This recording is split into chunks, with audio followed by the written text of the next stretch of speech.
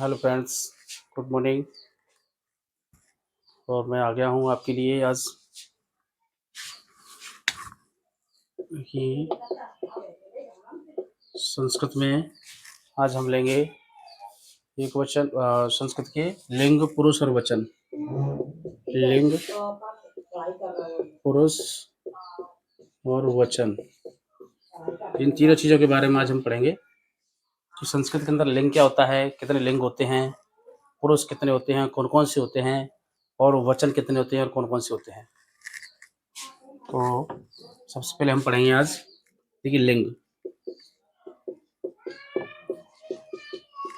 लिंग संस्कृत में 3 प्रकार के होते हैं। 3 प्रकार के होते हैं।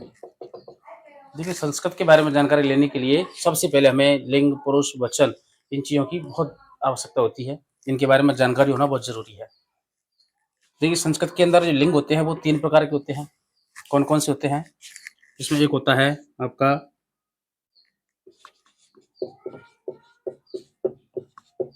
पुल्लिंग, दूसरा होता है स्त्रीलिंग, तीसरा होता है नपुंसक लिंग। ये 3 लिंग होते हैं। तीनों लिंगों के बारे में हम आज जानकारी लेंगे कि कौन सी लिंग में कैसे क्या होता है। इसके अंदर जो पुल्लिंग होता है, पुल्लिंग क्या होता है ये भी जानकारी लेंगे। स्त्रीलिंग क्या होता है, सब पूरी जानकारी लेंगे आज हम।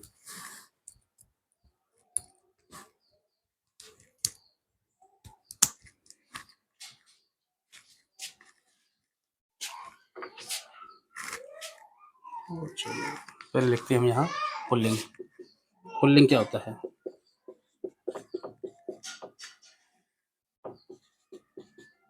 पुल्लिंग क्या होता है, ठीक, इसके बारे में जानकारी लेंगे हम। पुल्लिंग क्या होता है, तो देखिए ऐसे शब्द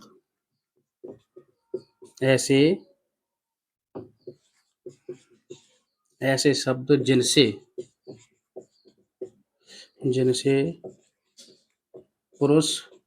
पुरुष जाति का बोध होता है उसे पुल्लिंग कहते हैं। देखिए, ऐसे शब्द जिनसे पुरुष जाति का बोध होता है, ऐसे शब्द जिनसे पुरुष जाति का बोध होता है उसे पुल्लिंग कहते हैं। ऐसे कौन कौन से शब्द हैं वो देखिए। जैसे जैसे जैसे होता है शेर, शेर हो जाएगा, या जिसको हम संस्कृत में लिखते हैं सिंह, सिंह, और शशकः,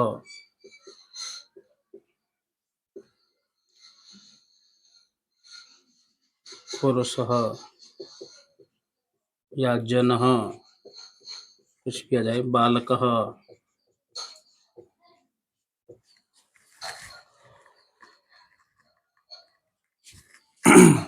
छात्रः, अध्यापकः। देखिए, जो भी शब्द है जिससे वो मतलब कहने का मतलब है जो नर होता है वह पुल्लिंग में आता है, चाहे वो जानवर हो, पशु हो, पक्षी हो, या कोई आदमी हो, कोई भी हो। वो ऐसे शब्द जिनसे पुरुष जाति का बोध होता है, मतलब वो नर होता है, वही पुल्लिंग का होता है। जैसे सिंह है, सिंह, शशक, खरगोश, पुरुष कोई भी व्यक्ति होता है, जैसे व्यक्ति हैं। जनः, आदमी कोई भी होगा, चाहे बालक हो या छात्र हो, अध्यापक हो, डॉक्टर हो, पुलिस वाला हो, कोई भी हो, या वकील हो या जज हो, कोई भी हो, वो हमेशा पुल्लिंग में आता है। तो ये हमारी पुल्लिंग क्लियर हो चुका है कि पुल्लिंग किसे कहते हैं। ठीक है, अब हम देखते हैं स्त्रीलिंग।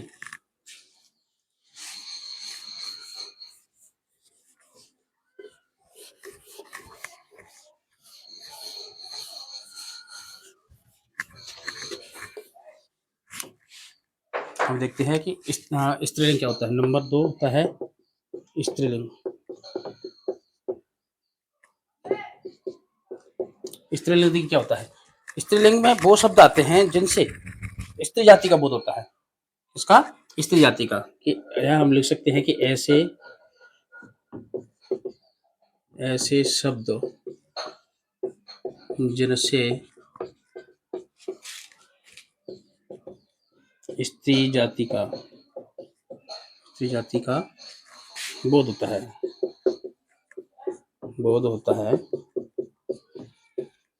उसे स्त्रीलिंग कहते हैं। ऐसे शब्द जिनसे स्त्री जाति का बोध होता है उन्हें हम स्त्रीलिंग कहते हैं। अब ऐसे कौन कौन से शब्द हैं? ऐसे कौन कौन से शब्द हैं? जैसे देखिए, जैसे कोई भी महिला है या छात्रा है या कोई लड़की है या नदी है या गाय है या लता बेल है, जो भी चीज होगी इनसे स्त्री जाति का बोध होता है, अर्थात जो मादा होती है उसको उसे क्या कहते हैं?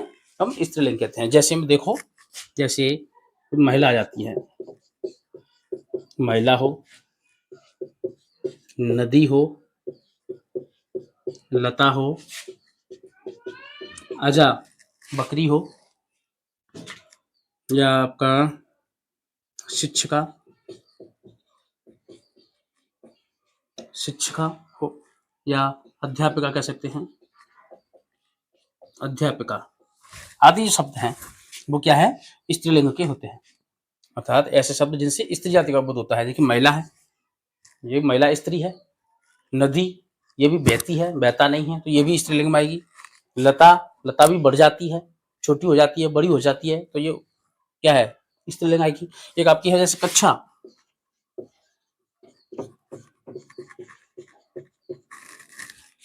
जो कक्षा चलती है, क्लास, वो भी स्त्रीलिंग में ही होती है।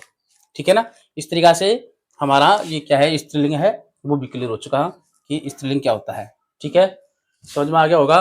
पुल्लिंग किसे कहते हैं? ऐसे शब्द जिनसे पुरुष जाति का बोध होता है उसे पुल्लिंग कहते हैं। स्त्रीलिंग किसे कहते हैं? कि ऐसे शब्द जिनसे स्त्री जाति का बोध होता है उसे स्त्रीलिंग कहते हैं। तो अब हम पढ़ते हैं नपुंसकलिंग। तो ये नपुंसकलिंग क्या होता है?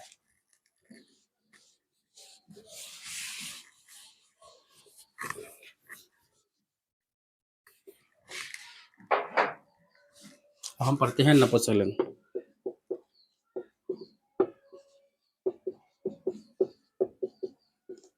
नपुंसकलिंग क्या होता है? नपुंसकलिंग में क्या आएगा? वही स्त्री जाति वाले स्त्री में चले गए, नपुंसकलिंग वाले पुल्लिंग वाले पुल्लिंग में चले गए, और जो शेष बचा वो हमारा नपुंसकलिंग होता है। अतः कैसे कहते हैं हम? कि ऐसे शब्द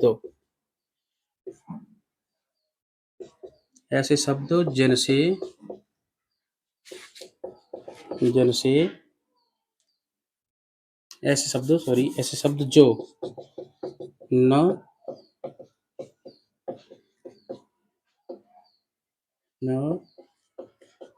स्त्रीलिंग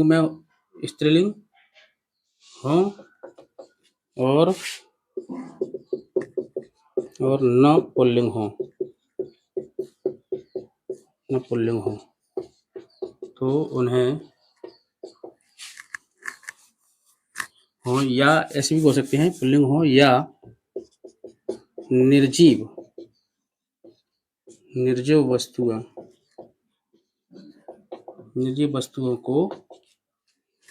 वस्तुओं को नपुंसकलिंग कहते हैं।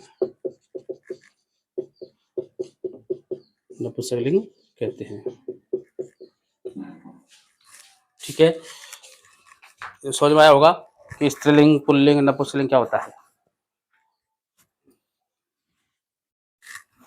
ऐसे शब्द जो न तो स्त्रीलिंग हो और न पुल्लिंग हो, या फिर वो निर्जीव हो, तो ऐसे शब्दों को क्या कहते हैं? हम नपुंसकलिंग कहते हैं। जैसे कौन कौन से? जैसे आती है आपका मेज होती है, और हमारा जैसे पंखा, जिसको व्यजन बोलते हैं, व्यजन, पंखा हो गया,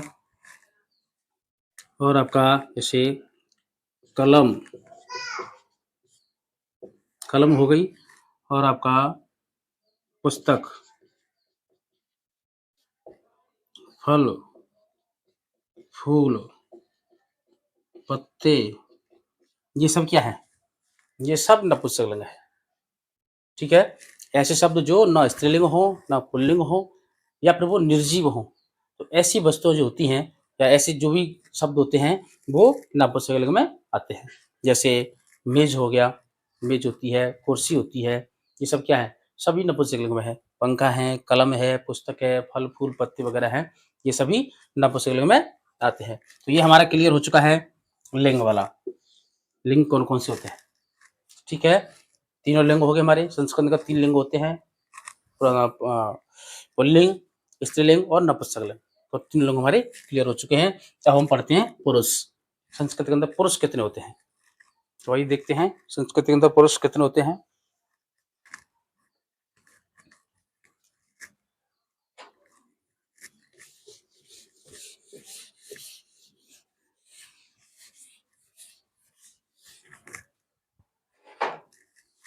अब आता है पुरुष। पुरुष संस्कृत में पुरुष 3 होते हैं। 3 होते हैं संस्कृत के अंदर। पुरुष कितने होते हैं? 3 पुरुष होते हैं। कौन कौन से होते हैं? इसमें पहला होता है हमारा प्रथम पुरुष, दूसरा होता है मध्यम पुरुष, और तीसरा होता है उत्तम पुरुष।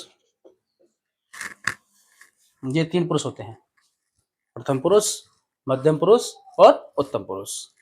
अब हम जानकारी लेंगे कि प्रथम पुरुष क्या होता है, मध्यम पुरुष क्या होता है और उत्तम पुरुष क्या होता है।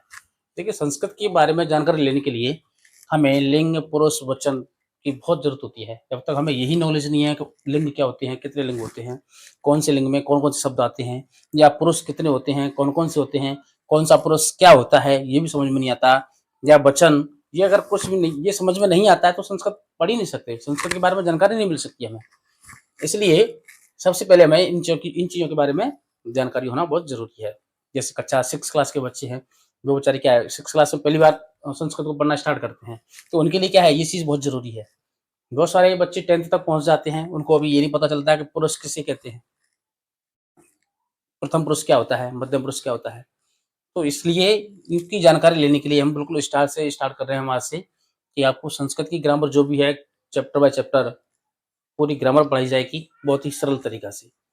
ठीक है, तो आज हम पढ़ते हैं पुरुष। पुरुष देखते हैं, तो इसमें देखिए प्रथम पुरुष में क्या होता है। प्रथम पुरुष किसे कहते हैं? प्रथम पुरुष। तो ये प्रथम पुरुष किसे कहते हैं? प्रथम पुरुष कहते हैं कि जब दो व्यक्ति खड़े होकर किसी तीसरे व्यक्ति के बारे में बात करते हैं। जब 2 व्यक्ति खड़े होकर किसी तीसरे व्यक्ति के बारे में बात करते हैं, तो जो तीसरा होता है वह प्रथम पुरुष होता है। कैसे होता है वो देखो, लिखते हैं, पहले परिभाषा लिखते हैं। जब दो व्यक्ति किसी तीसरे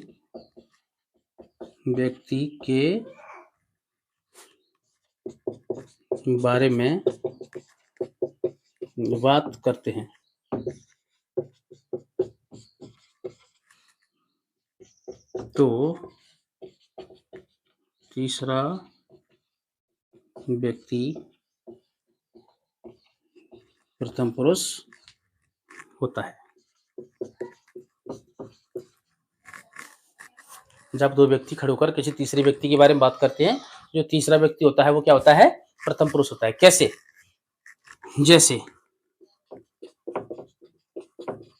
जैसे हमने कहा कि वह विद्यालय जाता है, तो मेरे पास दूसरा खड़ा है, मैं उससे बात कर रहा हूँ कि वह विद्यालय पढ़ने जाता है। या हमने कहा कि वे दोनों बहुत ज्यादा चतुर हैं। या हमने कहा, हम बात कर रहे हैं कि वे सब मैदान में खेलते हैं। तो जब हम दोनों से बात कर रहे हैं तीसरे व्यक्ति के बारे में, तो तीसरे व्यक्ति के बारे में बात जो हम कर रहे हैं, तो वो तीसरा होगा, वो क्या होगा? प्रथम पुरुष का होगा। जैसे आ जाता है वह, जैसे हमने कहा कि वह, कि सामने जो मेरे पास है उससे हमने कहा कि वह खेलता है, वह खेलता है। तो जो तीसरे व्यक्ति के बारे में बात की हमने कि वह खेलता है, तो वह जो शब्द है वो कौन से पुरुष का होगा? प्रथम पुरुष का होगा। अब आता है जैसे वे दोनों, वे दोनों हमने कहा कि वे दोनों तेज दौड़ते हैं, तो हमने आपस में हम दोनों बात कर रहे हैं कि वे दोनों तेज दौड़ते हैं। तो वे, हम दो तो हम हो गए, लेकिन तीसरा कौन है? वो है जिसके बारे में बात हो रही है, तो वह कौन से पुरुष का होगा? प्रथम पुरुष का होगा। अब आता है जैसे बेसव, बेसव। अब हमने बात की कि बेसव खेलते हैं, तो हम दूर, जो दूर होता है, दूर चाहे तो ऐसे कह सकते हैं, जब दो व्यक्ति किसी तीसरे व्यक्ति के बारे में बात करते हैं, या जब कोई व्यक्ति दूर है, उसको दूर से उसको हम देख रहे हैं, उसके बारे में बात करते हैं, तो वह प्रथम पुरुष का होता है। जैसे हमने कहा कि वह दौड़ता है, या वे दोनों खेलते हैं, या वे सब खाते हैं, तो हम बात कर रहे हैं तीसरे व्यक्ति के बारे में। तो तीसरा जो व्यक्ति है वह क्या होगा? मध्यम पुरुष, प्रथम पुरुष का होता है।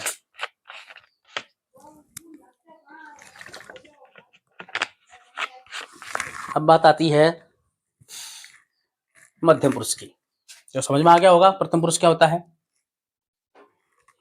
अब पढ़ते हैं हम मध्यम पुरुष।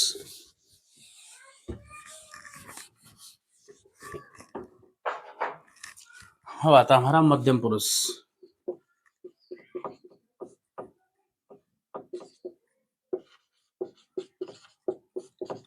मध्यम पुरुष किसे कहते हैं? तो मध्यम पुरुष के लिए देखो, जब दो व्यक्ति हैं, दोनों बात कर रहे हैं आपस में, मैं खड़ा हूं और मेरे सामने को दूसरा व्यक्ति खड़ा है, मैं उससे बात कर रहा हूं, तो मेरे जो सामने खड़ा है वो वही मध्यम पुरुष होता है। जैसे मैंने कहा कि तुम खाना खाओ, तो मैंने सामने वाले से कहा। अब सामने वाले से कहा तो सामने वाला क्या होगा? मध्यम पुरुष होगा। सामने अगर एक है तो एक वचन हो जाएगा, दो होगा तो द्विवचन हो जाएगा, दो से अधिक होंगे तो बहुवचन हो जाएगा। वचन हम अभी आपको पढ़ाएंगे अभी। लेकिन हमने कहा सामने वाले से कि तुम जाओ, तो सामने वाले से कहा तुम जाओ, तो जो सामने जो है वह मध्यम पुरुष में आएगा। कौन से पुरुष में आएगा? मध्यम पुरुष में। जैसे अब यहां लिख सकते हैं हम, जब दो व्यक्ति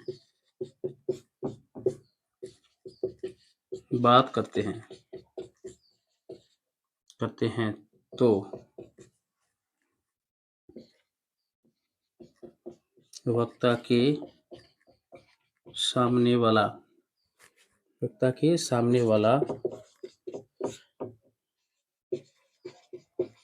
मध्यम पुरुष होता है। समझ में आ गया होगा? जैसे मेरे सामने कोई खड़ा है तो मैं बोलने वाला हूँ, वक्ता का मतलब बोलने वाला, मैं बोलने वाला हूँ, मैं बोल रहा हूँ सामने वाले को, तो सामने जो खड़ा है वो कौन सा पुरुष का होगा? मध्यम पुरुष का होगा। जैसे तुम दोनों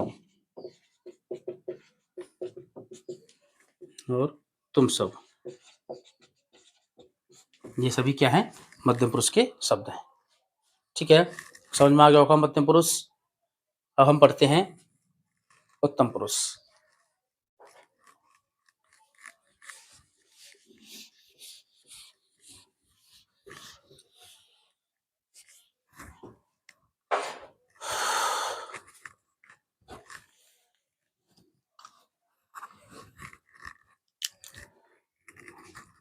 ये उत्तम पुरुष क्या होता है? उत्तम पुरुष के अंदर जब कोई व्यक्ति सामने बोलता है, जब कोई व्यक्ति बोलता है, या वक्ता जो होता है, बोलने वाला जो होता है, वह उत्तम पुरुष का होता है। जैसे मैं खड़ा हूँ, सामने कोई भी हो, मैं उसको बोल रहा हूँ कि मैं जा रहा हूँ, तो मैंने अपने बारे में कहा मैं जा रहा हूँ, तो मैं उत्तम पुरुष मांगूंगा। हमने कहा कि हम दोनों जा रहे हैं, तो उत्तम पुरुष मांगूंगा। हमने कहा कि हम सब जा रहे हैं, तब भी उत्तम पुरुष में आएगा। उसकी परिभाषा क्या होती है वो देखते हैं। नंबर 3, उत्तम पुरुष। उत्तम पुरुष, तो जब कोई व्यक्ति स्वयं अपने बारे में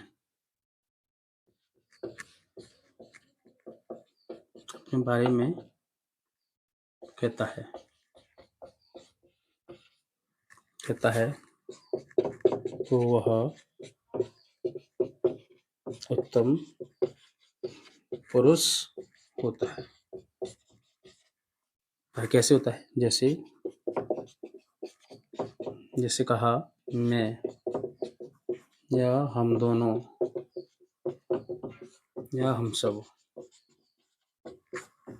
ये हमारे करता है मैं, हम दोनों या हम सब। जब हम अपने बारे में बात करते हैं तो वो हमारा जो होता है वो शब्द कौन से पुरुष में आते हैं?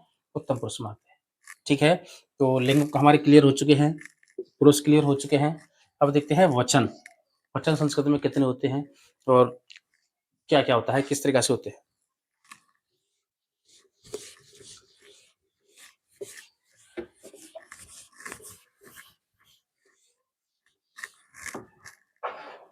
देखिए अब आता है हमारा वचन। तो यहाँ हम लिख सकते हैं कि संस्कृत में वचन 3 होते हैं। 3 होते हैं, कौन कौन सी? नंबर 1 पर एक वचन, नंबर 2 पर द्विवचन, नंबर 3 पर बहुवचन। संस्कृत में वचन कितने प्रकार के होते हैं? 3 प्रकार के, एक वचन, द्विवचन और बहुवचन। तो देखिए एक वचन क्या होता है, हम लिखेंगे एक वचन। एक वचन किसे कहते हैं? ऐसे शब्द जिनसे जिससे जिससे एक वस्तु का बोध होता है।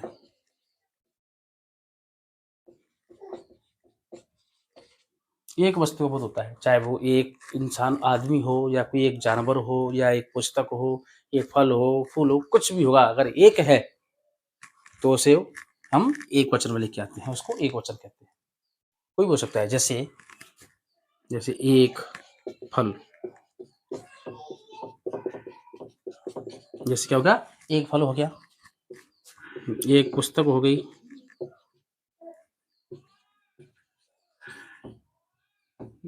एक पुस्तक हो गई, या एक आदमी हो गया, कुछ भी होगा, मतलब एक होगी, एक मात्र, उसकी मात्रा कितनी होगी? सिर्फ एक होगी। अगर एक है तो वहां एक वचन होता है। अब आता है दो वचन किसे कहते हैं?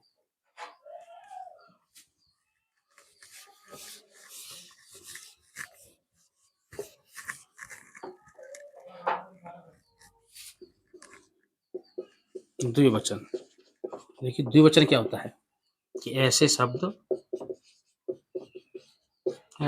जिनसे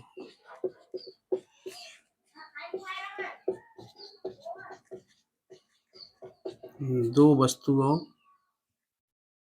या दो संख्या होती है, ये उसे द्विवचन कहते हैं। उसे द्विवचन कहते हैं। मतलब या तो वो दो दो होंगे, चाहे दो कोई भी वस्तु हो, फल फूल पत्ती आदमी, कोई भी वस्तु हो, कोई भी चीज हो, अगर दो हैं तो वो द्विवचन में आता है। ठीक है, जैसे जैसे दो फल होगा, दो महिला हो गई, या दो दो पशु हो गए, कुछ भी हो, कुछ भी हो, अगर वो संख्या उनकी दो है तो वो दो वचन में आता है।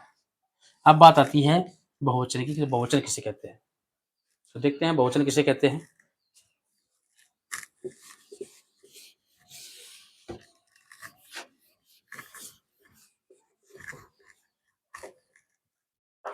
बहुवचन, देखिए बहुवचन किसे कहते हैं। नंबर 3 आता है बहुवचन का। अब यहाँ देखिए बहुवचन किसे कहते हैं कि ऐसे शब्द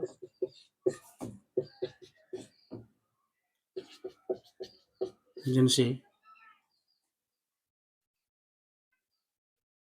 ऐसे शब्द या संख्या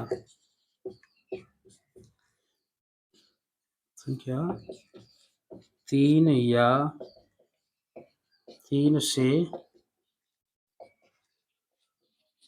अधिक होती है उसे बहुवचन कहते हैं। उसे बहुवचन कहते हैं। बहुवचन किसे कहते हैं? या तो वो संख्या 3 हो, या 3 वस्तु हो, 3 प्राणी हो, 3 पशु हो, कोई भी हो, मतलब 3 होना चाहिए। या तो 3 पशु पक्षी कोई भी हो, अगर वो 3 है या 3 से 1000, मतलब 3 से अधिक, चाहे वो 3000 हो, 50,000 हो, कितना भी हो, अनंत हो, अगर 3 है या 3 से अनंत तक अगर जो भी संख्या होती है वो हमेशा बहुवचन में आती है। तो मैं आशा करता हूँ लिंग पुरुष वचन समझ में आ गए होंगे। एक बार हम दोबारा से रिपीट कर लेते हैं। संस्कृत के अंदर लिंग कितने होते हैं? संस्कृत में 3 लिंग होते हैं। कौन कौन से होते हैं? प्रथम पुरुष, सॉरी, पुल्लिंग, पुल्लिंग, स्त्रीलिंग और नपुंसकलिंग। पुल्लिंग किसे कहते हैं? कि ऐसे शब्द जो पुरुष जाति का बोध कराते हैं उन्हें पुल्लिंग कहते हैं। स्त्रीलिंग, स्त्रीलिंग किसे कहते हैं? ऐसे शब्द जो स्त्री जाति का बोध कराते हैं उसे स्त्रीलिंग कहते हैं। नपुंसकलिंग, ऐसे शब्द जो ना पुल्लिंग हो ना स्त्रीलिंग हो या फिर वो निर्जीव हो, तो ऐसे शब्दों को क्या कहते हैं? हम नपुंसकलिंग कहते हैं। अब बात आती है पुरुष। पुरुष संस्कृत के 3 होते हैं। कौन कौन से? प्रथम पुरुष, मध्यम पुरुष और उत्तम पुरुष। प्रथम पुरुष किसे कहते हैं? ऐसे शब्द, सॉरी, प्रथम पुरुष किसे कहते हैं? कि जब दो व्यक्ति किसी तीसरे व्यक्ति के बारे में बात करते हैं तो वह प्रथम पुरुष का होता है। जैसे वह खेलता है, वह दौड़ता है, या वे सब खेलते हैं, वे सब नहाते हैं, वे सब धोते हैं, या वे दोनों दौड़ते हैं, कोई भी हो, ये क्या होगा? प्रथम पुरुष हो जाता है। अब बात आती है मध्यम पुरुष। मध्यम पुरुष किसे कहते हैं? अब जब 2 व्यक्ति बात करते हैं तो उनमें जो बोलने वाला होता है, वक्ता जो होता है, उसके सामने जो होता है, वह जो सामने वाला है वह मध्यम पुरुष होता है।